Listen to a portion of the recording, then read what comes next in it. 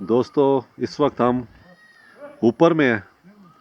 ये rush lake gateway hotel है। यहाँ में हमने अभी थोड़ा रेस्ट किया है, चाय पी है। इस पर से वापसी पे हम ऊपर आ गए थे। तो ये आप देखें, अच्छी जगह है। ऑटम भी अच्छा है और पीछे ग्लेशियर भी है। इंटरनेट तो अभी नहीं है यहाँ पे, लेकिन ये है कि पता चला है कि 15-20 दिन तक जो है वो एस्कॉम का 4G शायद यहाँ शुरू हो जाए। जोंग काम करता है यहाँ पे, उसका 2G होगा लेकिन वो भी ना होने के बराबर है। बाकी अच्छी जगह है। आप लोग यहाँ आके एक आध दिन 2 दिन अच्छे पुरस्कून गुजार सकते हैं। वो सामने वैली है। तो वीडियो देखिए और दुआ में याद रखिएगा। शुक्रिया।